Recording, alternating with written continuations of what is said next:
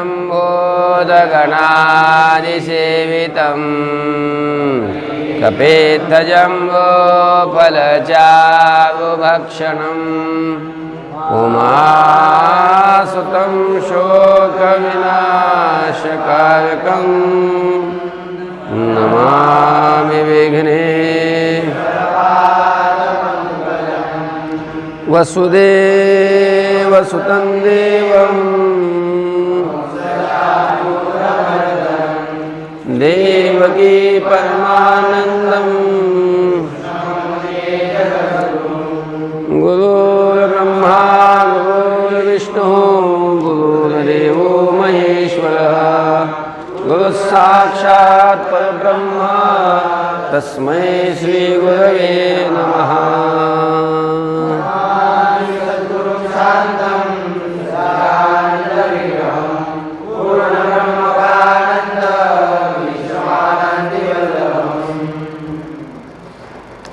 अध्याय 9 श्लोक क्रमांक 31। क्षिप्रं भवति धर्मात्मा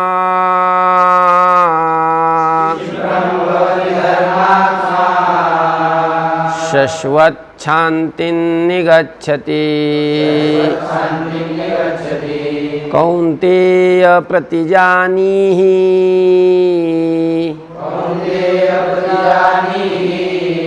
न मे भक्त प्रणश्यति। क्षिप्रं भवति धर्मात्मा शश्वच्छान्तिं निगच्छति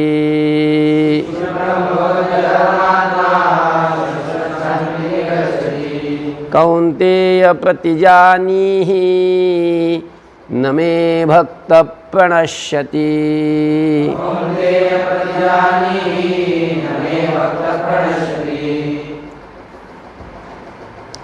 क्षिप्रं भवति धर्मात्मा शश्वत त्याचा छ झालाय शांतिम आणि शचा छ झाला इथं तच्या पुढं जर श आला तर तचा च होत असतो आणि शचा छ होत असतो गेला का नाही नियम। तर शश्वत शांतिम निगच्छति कौन्तेय प्रतिजानीहि न मे भक्तः प्रणश्यति। बघा आता वरच्या 30व्या श्लोकामध्ये सांगितलं की दुराचारी जरी असला चांगला 1 नंबरचा दुराचारी जरी असला पण त्याने आता दुराचार सोडून जर माझी भक्ती करायला लागला तर त्याला आता दुराचारी म्हणायचं नाही, त्याला दुष्ट म्हणायचं नाही, तो साधू आहे असं मानायचं। काय म्हणायचं? साधू। कारण त्यांनी आता बाकीचं सगळा दुराचार सोडून भगवत प्राप्तीचा चांगल्या प्रकारचा त्यांनी काय केलेला असतो? निश्चय केलेला असतो। सम्यक व्यवसितो हि सहा। आणि मग अशा प्रकारचा तो जो आहे आता तो भक्त, मग तो अगोदर दुराचारी जरी असला तरी तो क्षिप्रम धर्मात्मा भवती। पण तो क्षिप्रम म्हणजे तात्काळ अशा प्रकारचा तो काय होतो? धर्मात्मा होतो। धर्मात्मा त्या वाल्या कोळ्यानं अरे बाप किती पाप केलं होतं असं म्हणतात। एक वेद शास्त्र संपन्न सदाचारी ब्राह्मण मारला की त्याने एक खडा उचलायचा आणि रांजणात टाकायचा। आणि असे रांजणं किती भरले होते? 7 रांजणं भरले होते नुसते बामणं मारून। मग असे मराठीचे गवळ्याचे तेल्याचे घिसाड्याचे कैकड्याचे धनगराचे असे किती हाणले होते काय माहिती। त्याची गणतीच नव्हती। फक्त गणती कुणाची केली होती? फक्त वेदशास्त्र संपन्न नुसतं ब्राह्मण बी म्हणजे नुसतं नावाचा ब्राह्मण नाही, वेदशास्त्र संपन्न ब्राह्मण मारला की एक खडा टाकायचा। आणि असे खडे टाकू टाकू 7 रांजण भरले होते। किती पाप केलं असं म्हणजे किती दुराचार केला असेल त्यानं, किती लोकांना लुटलं असेल, किती जीव मारले असतील, किती कुटुंबाचं म्हणजे ते लोक मारायचे म्हणजे कुटुंबातली करती धरती असायचे ना ते. आणि असा कुटुंबातला मुख्य माणूस मारल्यानंतर त्यांच्या बायका पोराचं कसं होत असेल, किती किती पाप केलं असेल त्यांनी.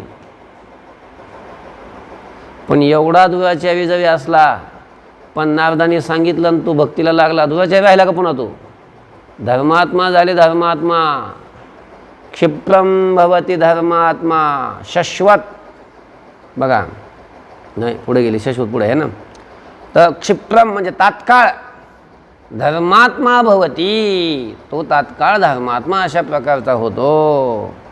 आणि शाश्वत शांतीम निगच्छती, आणि जी शाश्वत शांती आहे म्हणजे जी कशी शांती आहे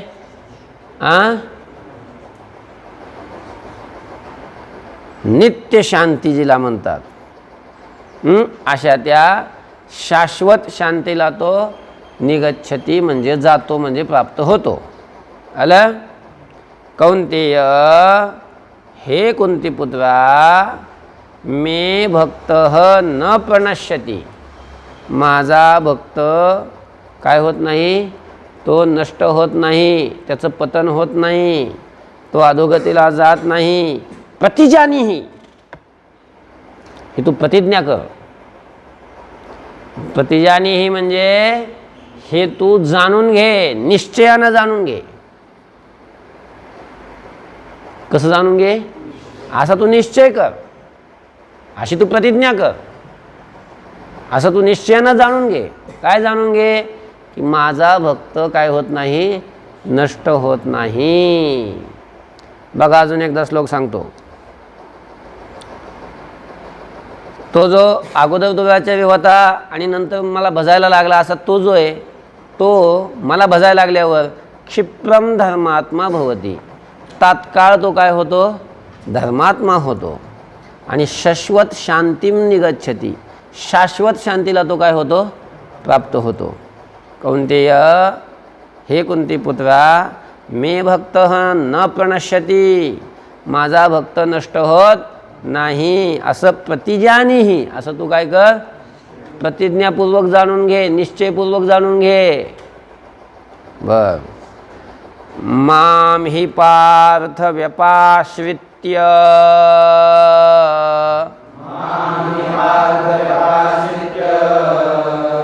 एपि स्युपापयोनयः स्त्रियो वैश्यास्तथा शूद्रास् तेऽपि यान्ति परां गतिम्. मां हि पार्थ व्यपाश्रित्य एपि स्युपापयोनयः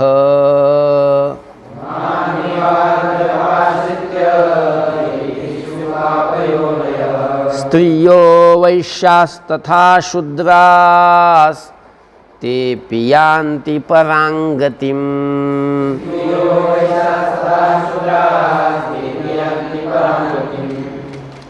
माम हि पार्थ व्यपाश्रित्य ये अपि स्युः पापयोनयः स्त्रियः वैश्याः तथा शूद्राः ते अपि यान्ति परां गतिम. आलं का, कळलं का, पदच्छेद कळला का. बघा आता ही घ्यायचं अगोदर. ही म्हणजे कारण की पार्थ, हे पार्थ म्हणजे हे पृथापुत्र अर्जुना, माम व्यपाश्रित्य माझा आश्रय करून, स्त्रियः वैश्याः तथा शूद्राः. बघा मग कुणी असो, माझा ज्याने आश्रय केला, मग तो त्या स्त्रिया असो, वैश्य असो, तसंच कुणी शूद्र असो, किंवा ये पापयोनयः अपि स्युः,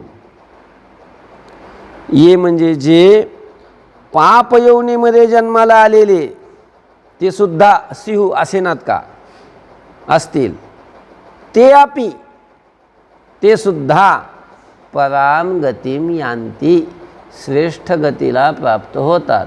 काय सांगितलं भगवंतानी बघा, भगवान म्हणतात अर्जुना माझा आश्रय करून, मग त्या स्त्रिया असोत, वैश्य असो, शूद्र असो किंवा चांडाळ योनीमध्ये पाप योनीमध्ये जे जन्माला आलेले पुरुष आहेत असे सुद्धा माझा आश्रय करून ते परमगतीलाच प्राप्त होतात. त्यांना कोणती गती प्राप्त होते? माझा आश्रय केला की मग तो कोणी असो तो श्रेष्ठ गतीला परमगतीलाच प्राप्त होतो. आलं? हां, अजून एकदा सांगतो बघा. ही कारण की पार्थ हे अर्जुना माम व्यपाश्रित्य माझा आश्रय करून स्त्रियः म्हणजे स्त्रिया, वैश्याः वैश्य तथा शूद्राः किंवा तसेच शूद्र किंवा ये पापयौनयः अपि स्युः किंवा जे पाप योनीमध्ये जन्माला आलेले असतील ते सुद्धा. आलं लक्षामध्ये? ये पापयौनयः अपि स्युः जे पाप योनीमध्ये जन्माला आलेले असतील ते अपि, दिसलं का ते अपि कुठे? ते सुद्धा पराम गतिम यांती श्रेष्ठ गतीलाच काय होतात? प्राप्त होतात. मग आता पुढच्या श्लोकात काय सांगतात माहिती आहे का? इकडे बघा, जर माझा आश्रय केल्यानंतर स्त्रिया त्या सुद्धा परमगतीला प्राप्त होतात. वैश्य, शूद्र, चांडाळ, पाप योनीमध्ये जन्माला आलेले पुरुषसुद्धा, पाप करणारे सुद्धा माझा आश्रय केला की ते काय होतात? परमगतीला प्राप्त होतात. तर मग जे पवित्र कुळातच जन्माला आलेले आहेत, मुळात पहिलाच न कुठे जन्माला आलेले आहेत? पवित्र कुळात जन्माला आलेले आहेत. आणि पुन्हा काय करतात? पुन्हा वेद पाठ करतात, अध्ययन अध्यापन वगैरे सगळं असं पवित्र कर्म करतात माझा आश्रय करून. आणि किंवा एखादे राजर्षी आहेत, महात्मे आहेत, असे राजर्षी महात्मे क्षत्रिय कुळात जन्माला आलेले, हरिश्चंद्रासारखे, राजा दिलीपासारखे, रघुराजासारखे, मग अशा प्रकारचे जे राजे आहेत मग ते प्राप्त होणार नाहीत का मला? अंबरीश राजासारखे राजे महात्मे हे मला प्राप्त होणार नाहीत का? अरे येड्या, जिथं माझा आश्रय केल्यावर बायका परमगतीला प्राप्त व्हायला लागल्यात, ज्यांना उपनयनाचा अधिकार सुद्धा नसते, वैश्य शूद्र त्याहीपेक्षा खाली अजून पाप योनीमध्ये चांडाळ योनीमध्ये जन्माला आलेले असे सुद्धा पुरुष माझा आश्रय करून ते काय होतात? परमगतीला प्राप्त होत असतील. तर जे पवित्र कुळा जन्माला आलेले सदाचारानं संपन्न असणारे, असे पुण्यवान असणारे ब्राह्मण, राजर्षी असणारे क्षत्रिय भक्त, अंबरीशासारखे, मग हे प्राप्त होतील काय नवलंय? हे प्राप्त होणार नाहीत वय? हे ते प्राप्त होणार आहेत, हे प्राप्त व्हायचे काय नवलंय? ते तर होणारच आहेत. समजलं का? बघा पुढचा श्लोक वाचला का? किं पुनर्ब्राह्मणा पुण्या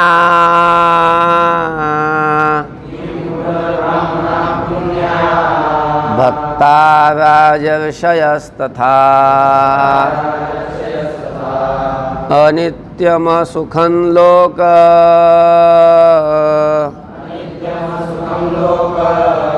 मिमं प्राप्य भजस्व माम्.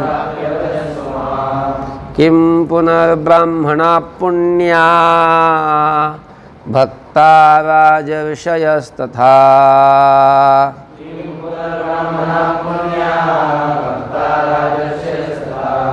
अनित्यम सुखं लोक मिमं प्राप्य भजस्व माम्.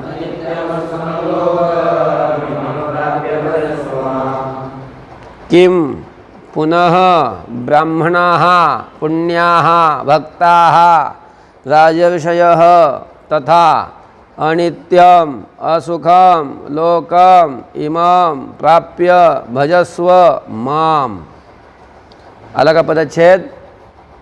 बघा, पुन्हा म्हणजे तर मग इथं अर्थ काय घ्यायचा? मग आता जर हे म्हणजे हलक्या जाती जन्माला आलेले,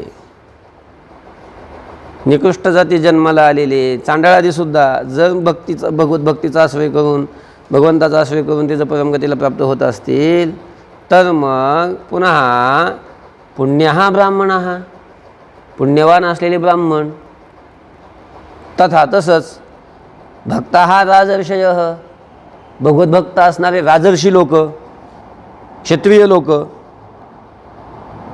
ते जर प्राप्त होत असतील परमगतीला, किम, मग त्यात काय आश्चर्य, किंवा ते प्राप्त होतील, किम काय सांगायचं आहे, असा अर्थ घ्यायचा किमचा.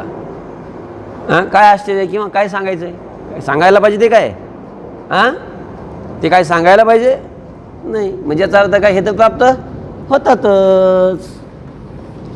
अलग लक्षामध्ये पुण्यः ब्राह्मणः तथा भक्तः राजर्षयः, किंवा भगवतभक्त असणारे राजर्षी लोक ते प्राप्त होतील, हे किम, हे काय सांगायला पाहिजे, किंवा किम म्हणजे हे काय आश्चर्य, हे काय आश्चर्य सांगायला पाहिजे. हां, समजतंय का. इमाम अनित्यम असुखम लोकम प्राप्य माम भजस्व. म्हणून अर्जुना, इमाम म्हणजे ह्या, अनित्यम असुखम लोकम, या लोकाला म्हणजे या मनुष्य लोकाला म्हणजे या मनुष्य लोकाला तू प्राप्त झालेला आहेस. हा मनुष्य लोक कसा आहे, अनित्यम. हा लोक कसा आहे, अनित्य. आणि असुखम, इथं सुख कुठंच नाही आहे की नाही, हाय कुठं सुख, सुख सापडलं कुणा आजपर्यंत ह्याच्यात संसारात, हां सापडलं, तुम्हाला सापडलं काय, मग तुमच्या पप्पाला विचारा सापडलं का म्हणून सुख, आजोबाला विचारा तुम्ही इतके दिवस झाले सुखाचं शोधात होते तुम्ही, सापडलं का आतापर्यंत म्हणा सुख कुठं, हां कुणाला सापडलं नाही अजून सुख, का कसं काय कुणालाच नाही सापडलं, ह्याच्यात सुखच नाही तर काय सापडन. संसारात लोक सुखच शोधित आहेत, पण ती संसारात सुख शोधणं म्हणजे कसं माहिती आहे का, एका म्हातारीची सुई हरवली होती, सुई हरवली होती आणि ती शोधित होती. असा बल्ब होता म्हणजे रस्त्यावर, आणि त्या रस्त्यावरचा बल्ब असा एकदम ऊन पडल्यासारखं लाईट होती आणि तिथं ती शोधित होती. एक पोरगं म्हणजे चांगलं सज्जन होतं, ते गेलं तिकडं बराच वेळ गेलं, त्याचं काम करून आलं, परत आलं ते म्हातारी तिथंच होती. जाताना पाहिलं होतं म्हातारीला ती काहीतरी शोधित होती, तिला काय अजून सापडलं नव्हतं, परत आला तिथे अजून शोधितच होती. मग त्याने विचारलं, आजीबाई काय शोधताय, ते म्हणे सुई हरवली. त्याला वाटलं आपण तिला म्हातारी नजर कमी झाली असन, मग आपण शोधून द्यावी. मग तो लागला बघायला असं इकडं बराच वेळ तर नाही शोधली काय, त्याला काय दिसेना. पण आजी सुई नेमकी कुठं पडली होती ती सांगा. मग तिथं शोधू म्हणे, कुठं इथं पडली होती का नाही, इथं पडली होती का नाही, मग कुठं पडली होती, घरी. सुई कुठं पडली होती, घरी. आणि शोधित कुठे होती, रस्त्यावर. आणि मग घरी सुई हरवली आणि तुम्ही इथं काम शोधायला लागल्या, इथं लाईट आहे ना म्हणजे चांगली. तशी गत आहे संसारी लोकांची. म्हणजे जिथं सुई नाहीच आहे तिथंच ती काय करायला लागली, शोधायला लागली. तसं जिथं सुख नाहीच आहे, संसारात सुख नाहीच आहे, तिथं माणसं काय करतात, सुखाचा शोध घेतात. आणि मग किती दिवस शोधल्यावर सापडून सुख. म्हातारीनं त्या रस्त्यावर किती दिवसानं तिला सुई सापडून तिथं, हां सापडा का गोप्या, चहा पिऊन येतो.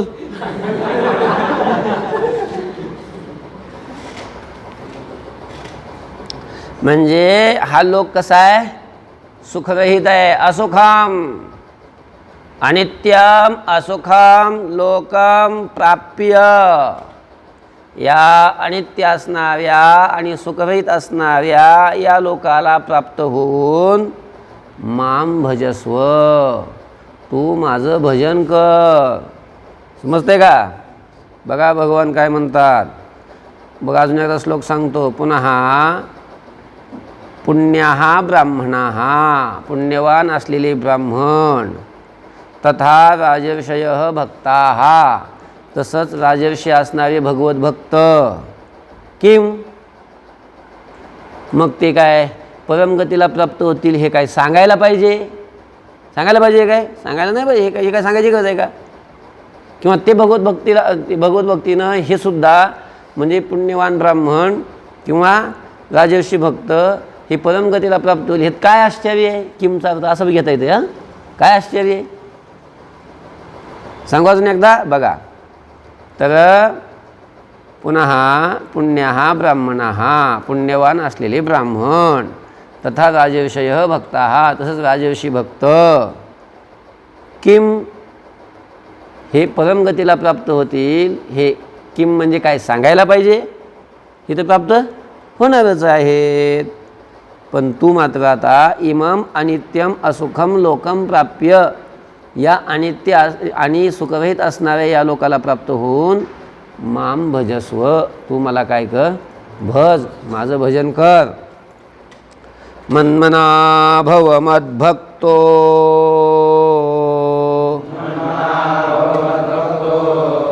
मद्याजी मां नमस्कुरु, मामे वैश्यसि युक्त्वैव, मात्मानं मत्परायणः. मन्मना भव मद्भक्तो, मद्याजी मां नमस्कुरु,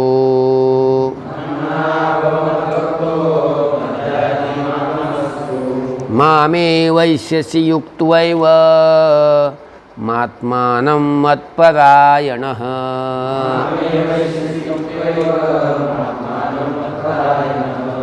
मन्मनाः भव, मन्मनाः भव, मद्भक्तः मद्याजी मां नमस्कुरु,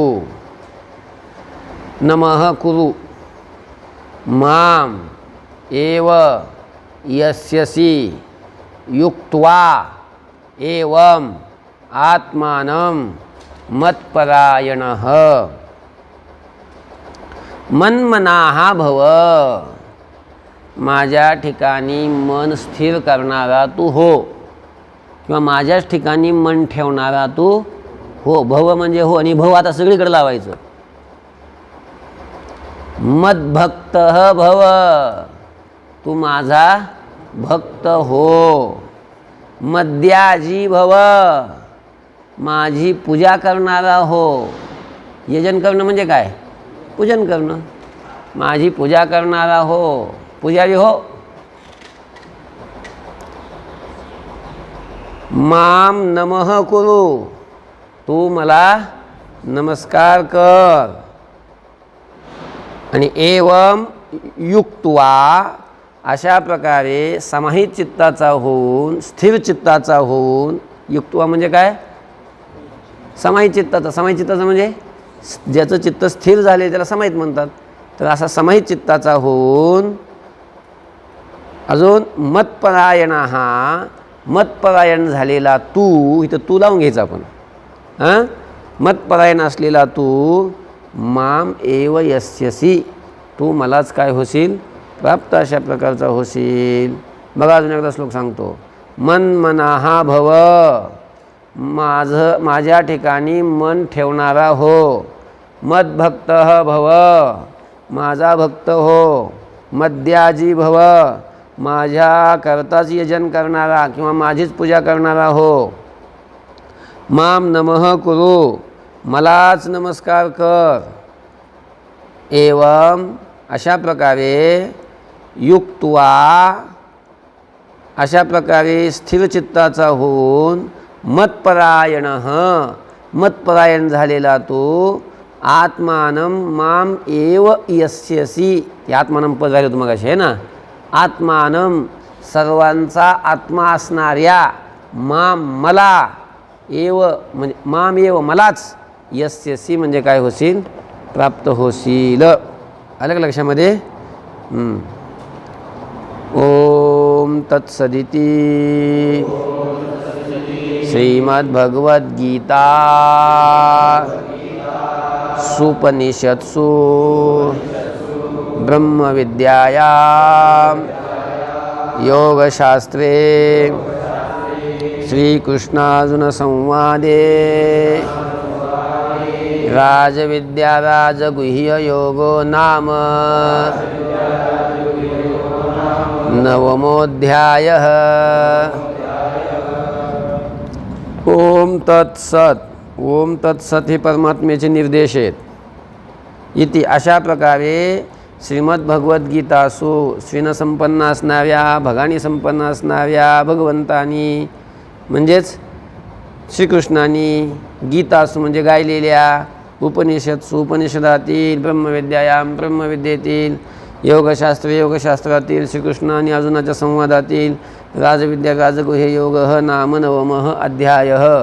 राजविद्या राजगुह्य योग नावाचा हा 9वा अध्याय पूर्ण झाला। ओम शांती शांती।